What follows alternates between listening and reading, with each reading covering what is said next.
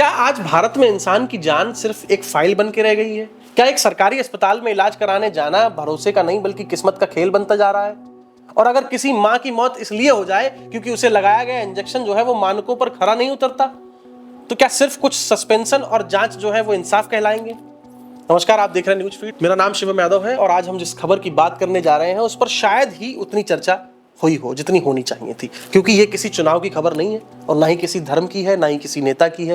ये सीधे आम जनता की जिंदगी से जुड़ा सवाल है और शायद इसीलिए इस खबर को ज्यादा नहीं दिखाया गया। राजस्थान के कोटा में मई के महीने में सरकारी अस्पतालों में ऑपरेशन के दौरान कई महिलाओं की मौत ने पूरे स्वास्थ्य तंत्र पर गंभीर सवाल खड़े कर दिए। मीडिया रिपोर्ट्स की माने तो इन मामलों में कुछ महिलाओं की सी सेक्शन डिलीवरी हुई थी, जबकि अन्य महिलाओं का गर्भाशय से जुड़ा ऑपरेशन किया गया था। ऑपरेशन के कुछ ही घंटों के बाद लगभग सभी मरीजों में एक जैसे लक्षण दिखाई दिए। अचानक से बीपी गिर गया, तेज ब्लीडिंग शुरू हो गई, प्लेटलेट्स उनकी कम हो गई, किडनी से जुड़ी दिक्कतें सामने आई और फिर हालत लगातार बिगड़ती चली गई। जब लगातार मौतें होने लगी तब जांच शुरू हुई। एम्स दिल्ली की विशेषज्ञ टीम भी कोटा पहुंची। दवाओं के सैंपल की जांच की गई। शुरुआती जांच में ऑक्सीटोसिन इंजेक्शन के एक बैच को सबस्टैंडर्ड यानी कि निर्धारित गुणवत्ता से कम पाया गया। उस इंजेक्शन में जितनी मात्रा में सक्रिय दवा होनी चाहिए थी वो नहीं मिली। कुछ मीडिया रिपोर्ट्स ने यह भी दावा किया है कि संबंधित इंजेक्शन में दवा के बजाय लगभग सिर्फ पानी जैसा घोल था। हालांकि इस दावे की अंतिम पुष्टि न्यायिक और वैज्ञानिक जांच पूरी होने के बाद ही होगी, लेकिन इतना जरूर है कि जांच के बाद राजस्थान सरकार ने हजारों इंजेक्शन जब्त किए और पंजाब में संबंधित दवा निर्माता कंपनी पर भी कार्रवाई हुई।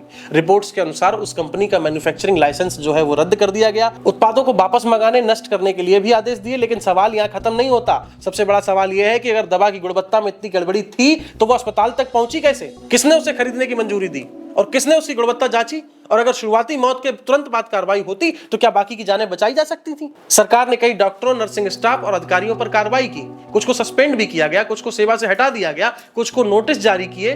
लेकिन एक बात बताओ, क्या सस्पेंशन उन परिवारों का दर्द कम कर सकता है जिनके घर की माँ, पत्नी, बेटी कभी वापस ही नहीं आएगी? ये सिर्फ राजस्थान की कहानी नहीं है, ये पूरे देश के स्वास्थ्य तंत्र के लिए चेतावनी है, क्योंकि सरकारी अस्पतालों में हर दिन लाखों लोग इलाज कराने जाते हैं। वे डॉक्टर पर भरोसा करते हैं, दवा पर भरोसा करते हैं, सिस्टम पर भरोसा करते हैं, लेकिन अगर दवा की गुणवत्ता पर ही सवाल उठ गए तो आम आदमी आखिर भरोसा किस पे करेगा? यह भी जरूरी है कि हम किसी निष्कर्ष पर पहुंचने से पहले जांच पूरी होने का इंतजार करें, लेकिन जांच पूरी होने तक सवाल पूछना भी लोकतंत्र की जिम्मेदारी है। क्या अस्पतालों में दवाओं की गुणवत्ता जांचने का सिस्टम पर्याप्त है? क्या हर बैच की नियमित जांच होती है?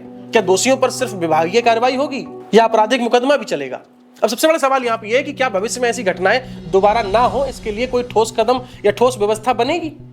ये मुद्दा राजनीति से बड़ा है, ये मुद्दा किसी भी पार्टी से बड़ा है, क्योंकि अस्पताल धर्म देखकर इलाज नहीं करते, बीमारी जो है वो जाति देखकर नहीं आती और मौत वोट देखकर नहीं चुनती। अगर स्वास्थ्य व्यवस्था सुरक्षित नहीं है तो खतरा किसी भी परिवार तक पहुंच सकता है। इसीलिए खबर जो है वो देखने के लिए नहीं बल्कि समझने के लिए है।